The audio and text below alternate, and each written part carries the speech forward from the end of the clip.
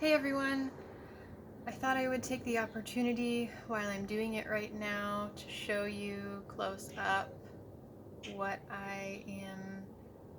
how I'm assessing a body of an animal and a hide when I'm first getting to take a look and touch it. So all this information is in detail in the Roadkill Wise class lecture, which is available in its entirety for free on my YouTube channel, so check it out. This is just a close-up example of what I already talk about in that class. So here's just a kind of typical scenario where, I picked up a huge plastic trash bag of animals from someone's freezer who was holding them for me. So if someone's ever giving you stuff from their freezer, this is how it goes, because you essentially have no idea what's in it necessarily, how many animals are in it, what condition they're in, how long they've been frozen, how long they've been thawed. So this is a very common scenario in my life, is if I'm not acquiring the animal directly from the road or from butchering it,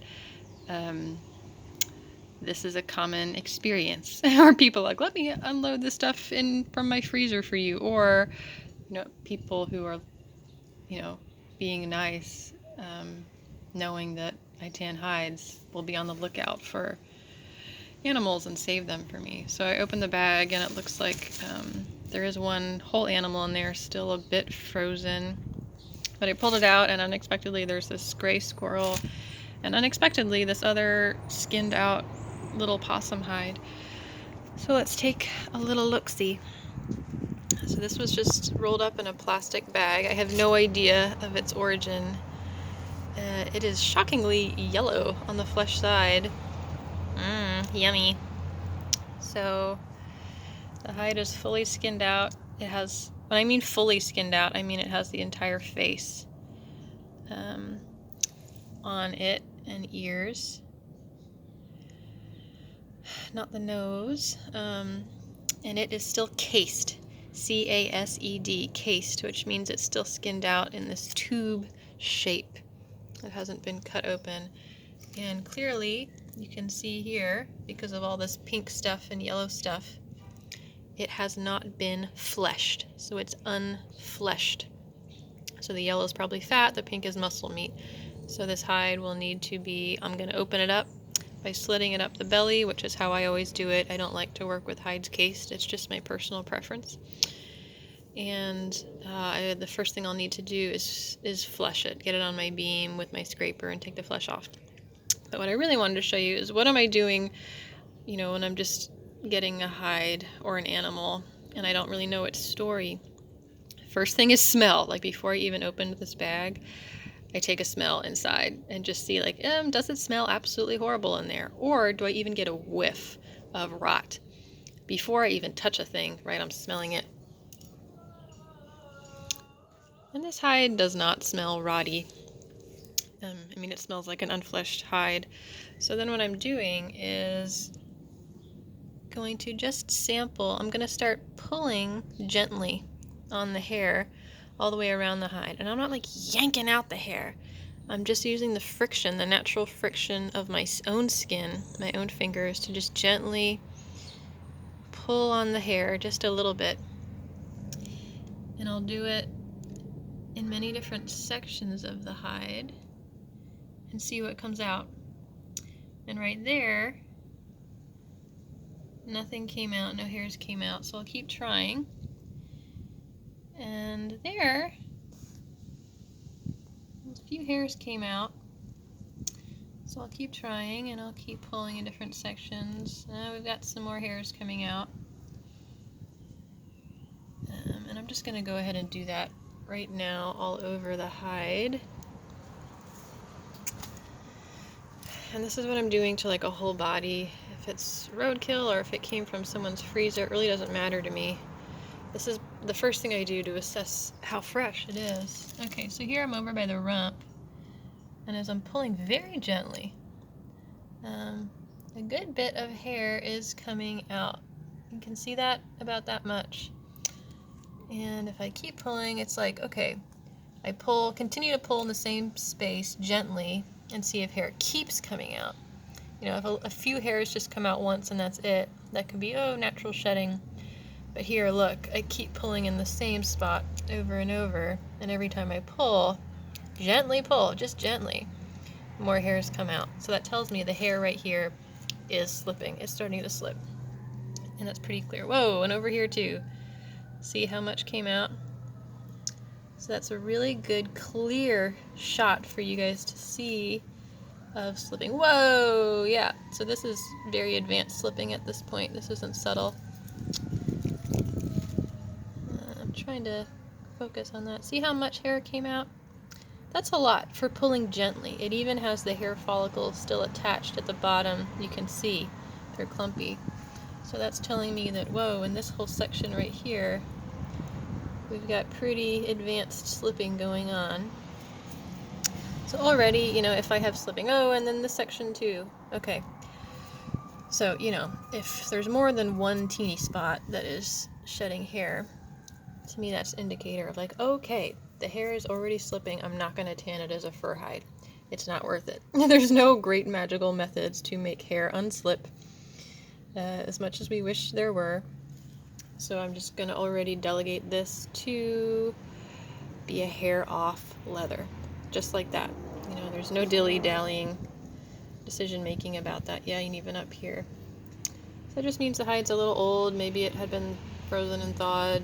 You know, it's old enough that some amount of bacterial activity is happening in the skin. The hair follicles are rotted and they're slipping. Okay, so hair off leather.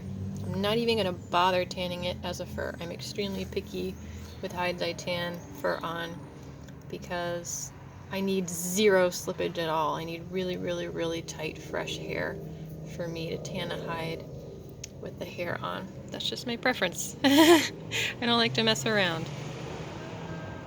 Okay, and so now let's just take a little look at this gray squirrel for the heck of it, because we have him here. Actually, because we have her here. Flies! So I'm just going to do the exact same thing, where ordinarily I always start at the belly, like tugging hair at the belly, because ordinarily, barring other injuries or things like that, ordinarily rot begins at the belly because that's where the intestines are. So that's where heat is going to start to be generated. So ordinarily hair slips from the belly before it starts slipping from the rest of the hide. So ordinarily if belly hair is very tight, it tells you the animal is quite fresh. So I'm pulling gently and I'm not getting any hairs coming out at all. Maybe just one little here and there. So that does suggest this animal is in pretty good shape, pretty fresh. But obviously if it's roadkill, sometimes they can have other areas where just lots of hairs coming out because of impact.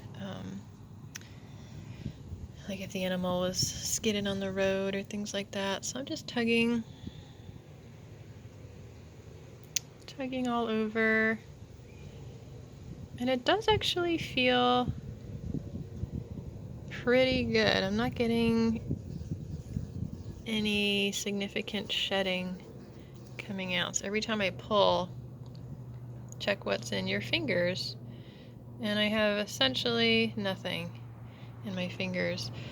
So yeah, actually this animal does seem pretty fresh. So this hide, that tells me that I could tan this hide with the hair on if I wanted to, or I could simply make the choice to tan it hair off. So I have options, but it tells me that it's possible to tan it as a hair on hide. Okay, so this is just like my first assessing of animals. After I do that, before I get my materials all set up, I do take a good bit of time with each animal and quiet time. And I tend to use touch. Touch a lot is my form of listening that works the best for me. But I'm not just going in here and just tearing into the animal and getting to work. It's just not worth it for me. If I were a utilitarian person like that, I would have chosen a different life to live. Hi everyone. That was just a clip of about a 50-minute video on my Patreon page. So if you were enjoying that video, if that's the kind of thing you're looking for learning, this was about a 50-minute video covering a number of topics. So these longer process videos I'm making available on my Patreon for right now. They're for the $10 a month tier patrons, which allows me to put in the time and all the work to make those available online. So if you want to go check that out, you can head on over to patreon.com/stormsofdaylight. Bye-bye.